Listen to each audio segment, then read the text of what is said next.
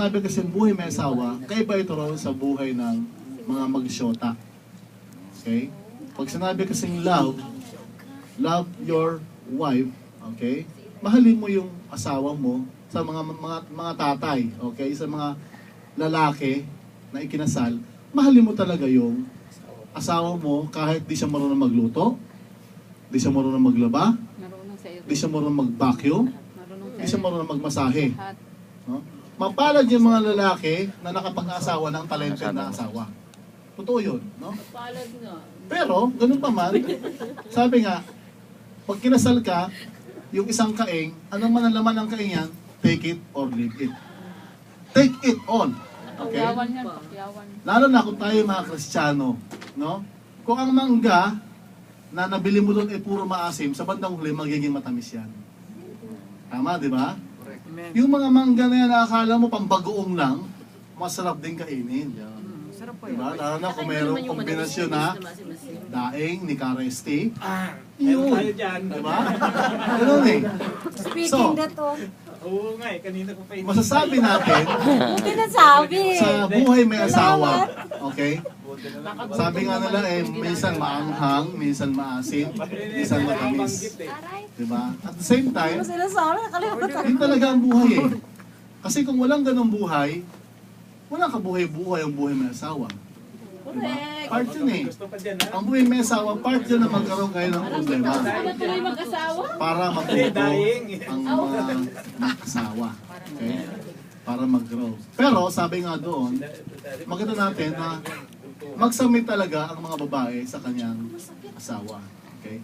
Maging ang kanyang asawa is masasabi natin na kulang sa kaalaman o kulang sa talento o kulang sa kapasidad ng parang tatay ba? Na? Yung alam yung tatay, di ba? Minsan maraming tatay, mga lasinggero eh. Magaling lang sa mga toma-toma, kanto-kanto. Pero since tayo ay mga Kristiyano, both men and women, sabi nga doon, dapat yung mga kinakasal, sabi nga doon, o yung ikakasal, dapat see to it na yung kinasal na yun para sa silang malinis sa Panginoon. Dapat para sa silang matured sa Panginoon.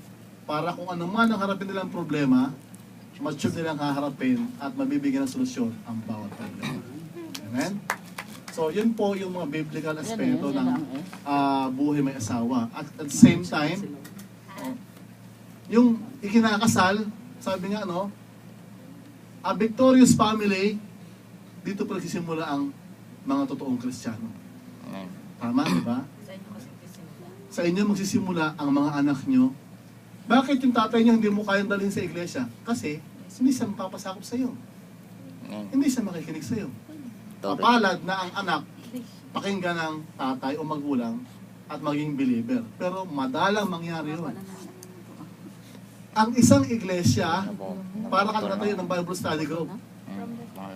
Hindi mo kayang puntahan ng isang BS na established na at maging leader-leader ka doon. Hindi mangyayari yun. Maliban na lang kung mawala yung leader. But, pinakamasaya, sa buhay may asawa, para ka na nagba-Bible study, nagsisimula ka dyan, ano ang ipapakain mo? Ano ang i-maintenance mo para mabuhay ang iyong gawain? Sa pamilya, ganun din. Di ba?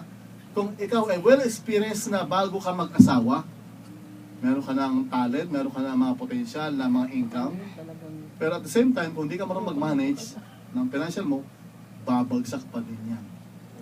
Sa pagba-Bible study, okay, alam mo, bitbitin ng Biblia, pero hindi mo alam ang step by step paano magpakain sa mga bagong kaluluwa, mawawala din lahat yan.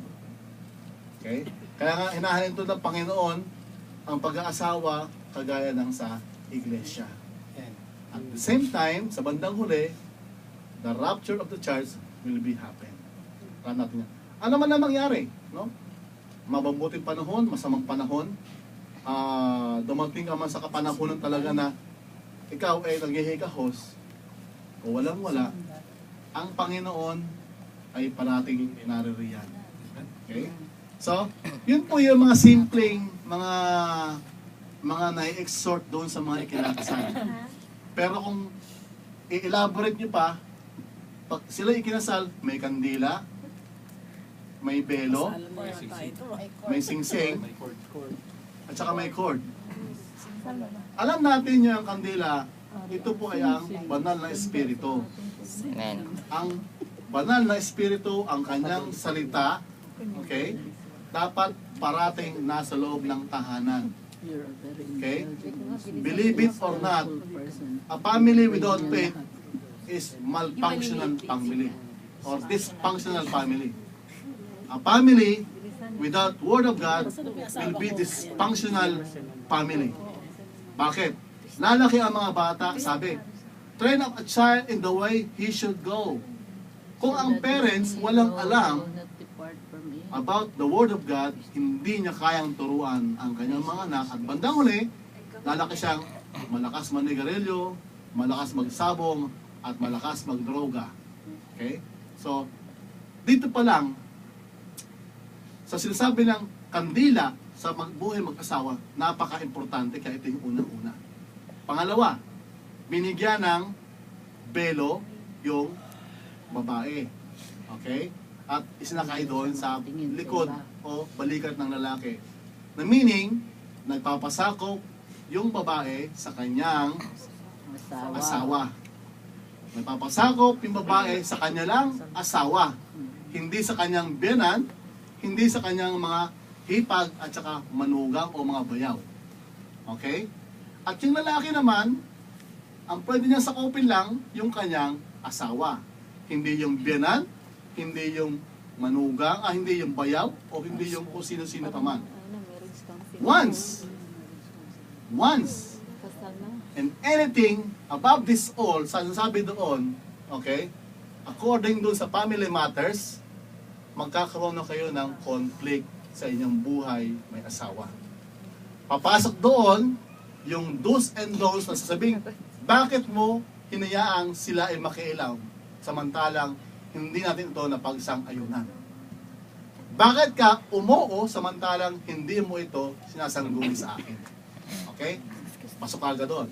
Pangalawa, pangatlo, nilagyan kayo ng cord. Cord means binding. Okay? Sabi doon, you and I, or you, both of you will become one flesh. One flesh. Meaning to say, you are bound to do a good, sabi doon na a family na kayo mismong dalawa ang bubuo na hindi kayo gagamit o kukuha sa iba. Both of you. Talagang seriously kayong dalawa lang. Any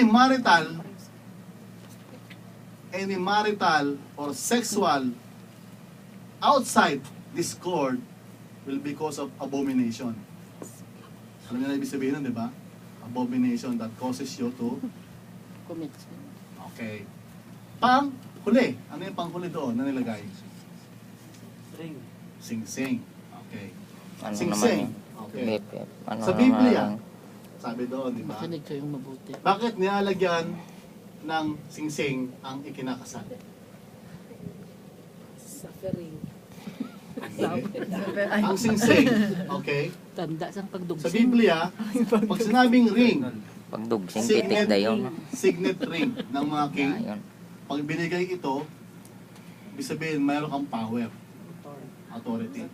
Sa mag-asawa, binibigyan mo siya ng authority both sides, kayong dalawa. Authorized ka na anuman ang akin ay sa'yo, at akin ay sa'yo din. Okay? But then, okay, see to it, for whatever, sabi doon, ano man ang status o ano man ang subject, okay, tandaan niyo lang, kayong dalawa ay sumang-ayon. Kayong dalawa ay sumang-ayon. Ano man ang sayo. Ano man Akin. ang akin ay sa'yo, Ang ano man ang akin. iyo. Akin. Correct yan. Okay. Then, hindi lang ito. No. When Yeah, it okay. comes pertaining to a sex, pagod siya, wag mo siyang pipilitin. Okay? Pero kasi may nangyayari, dahil ito nga yung nakaturuan, sabi doon, hindi, kailangan ko ngayon mag-sex. Sex na sex ako ngayon, kailangan ko ngayon. Nasa mga bata, Diba? kabuti wala. Subalit, Ay, sabi nandito nga pa doon, yung sing-sing na yun, Mulis ano ba ang authority ng sex? Okay, binigyan mo siya ng laya. Unite. Okay? binigyan mo siya ng lahat ng bagay. Okay? Pwede na. Wala nang control, wala nang hindi. But then, since tayo ay mga Kristiyano na binigay ng Panginoon o binuhay ng Panginoon, okay? First, hindi ka po pwede mag-sex nang wala kang pag-ibig. Tama? Outside marriage yun. Tayo ay mga Kristiyano. Mahal mo ang asawa mo kasi gusto mo makipag-sex. Kaya gusto mo makapagsabi. Asawa na kayo eh. Kasi you are about to have a child. Kung di mo kayang makapag-child, hindi kayo magkakaroon ng supling. Bawal nga sa akin ito. At the same time, kung ang babae, natural kasi ito eh, ang babae o ang babae lalaki, humihiling ng sex, pag-usapan ninyo. Kung pagod o hindi, for what time kayo available parehas na masaya, mag-sex, May appointment ka. gawin ninyo para wala kayong pinag-aawayan. Okay? So, sabi nga, itong mga sinishare, simple lang ito. Okay? Simple lang ito. Napaka masasabi natin na kapag kayo ay gumawa ng mga anumang bagay beyond your marriage purposes and marriage rules, nagkakaroon na kayo ng malfunction. Patandaan yan. Okay? In everything. So, Makinig ka, nawa, Day. Ngayon, alam ko nawa, na. ang buhay may asawa nyo, talagang ibuhos ng Panginoon ang Buti na lang pagpapala. sinabi. So, yun. Amen? So, yun lang po ang Dami ko pwedeng natutunan. idagdag doon. Purihin niyo Diyos.